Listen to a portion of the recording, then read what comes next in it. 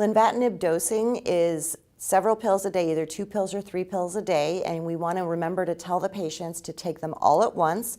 Doesn't matter morning or night, I let the patients choose, and it can be with or without food, so it does make dosing a little bit easier for our patients.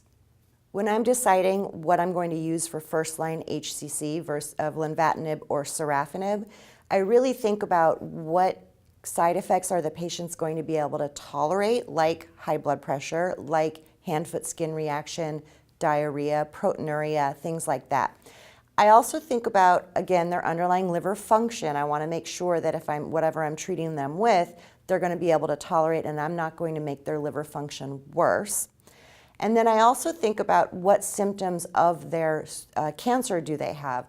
Patients who have a lot of pain from their cancer, if they get that response rate with lenvatinib, may have a benefit from their symptoms, and that would be beneficial for the patient. The patient in our case has alcoholic liver disease and is continuing to drink 3 to 4 drinks a day. Many of these patients that come in don't want to think about quitting drinking. However, I do counsel them that it really is in their best interest to quit using alcohol. The reason is, again, these patients have underlying liver disease, and as their liver disease worsens, it's going to limit our cancer treatment and it's going to affect their overall survival. At this point, quitting alcohol is the #1 thing that this guy can do to help his liver stay good, stay functional, and allow us to treat his cancer. So I absolutely counsel all of my alcoholic patients that they need to quit drinking completely. The other thing I do remember is that many of these people have been drinking for years and they may have been drinking a large amount. So I also ask them carefully about have they had symptoms of alcohol withdrawal in the past. And if they have alcohol withdrawal symptoms, I try to get them in with an addiction specialist so that we can safely get them off of alcohol without alcohol withdrawal, tremors, or seizures that could potentially be life-threatening.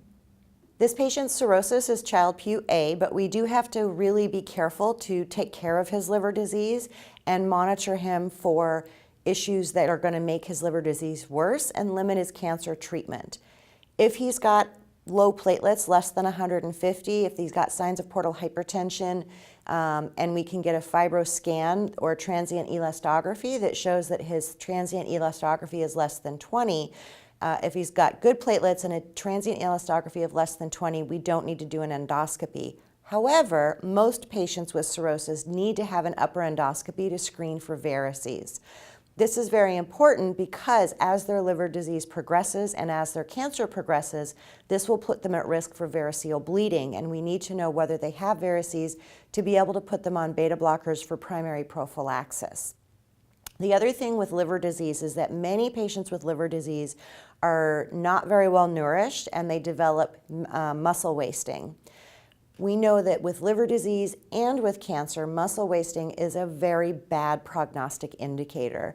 If we can prevent muscle wasting by improving his protein intake, improving his exercise, that will increase his survival in the long run by a large amount. So I really discuss a lot with them small frequent meals, making sure they're getting enough protein in their diets, 1.2 to 1.5 grams per kilo per day, including a bedtime snack with protein to really try to maintain their muscle mass.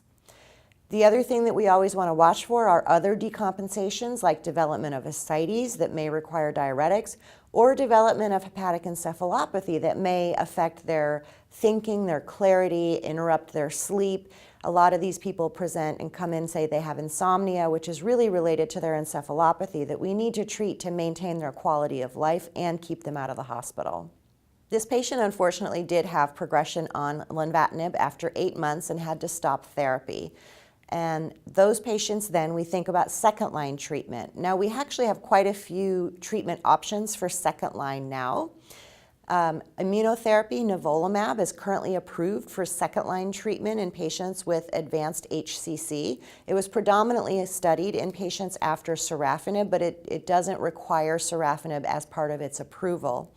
Pembrolizumab, another immunotherapy, is actually already submitted to the FDA for approval for second-line treatment. For patients that failed sorafenib, regorafenib is an option. Regorafenib was studied in patients who tolerated sorafenib at least half dose, 400 milligrams a day for at least 20 of the last 28 days. So regorafenib really is a second line approved for patients who tolerated sorafenib. And then also we have cabozantinib as an option that has been studied in second line, and actually some of those patients even got third line in that study. So we actually have several treatment options that we could offer this patient. Now, unfortunately, a lot of patients with advanced HCC, by the time they've progressed on first line or don't tolerate first line, their performance status has worsened and their liver function has worsened, and that may actually preclude them from being able to tolerate second line treatment. And it seems that really only about 50 to 60% of patients with advanced HCC even make it onto second line treatment because of progression of their disease. We're in a really exciting time for systemic treatment in HCC right now. It's amazing to me to think about up until 11 years ago, we had no systemic treatment, and then for the last 11 years, we've only had one option. Now we have a myriad of different options, and we're really trying to figure out what is the best first line, best second line, best treatment options for the patients. We're also looking at various different ways to sequence the different therapies, and that's a big discussion that everybody's having at the various meetings. There's also lots of studies starting and ongoing about combining these treatments, combining a tyrosine kinase inhibitor with an immunotherapy, and could that then offer our patients a longer survival and better response rate? So I think that we really have changed what we've been able to offer our patients with HCC, and it's amazing that now we can think about systemic treatment and keep people alive with metastatic disease for 15 months, 20 months, 26 months, or even longer.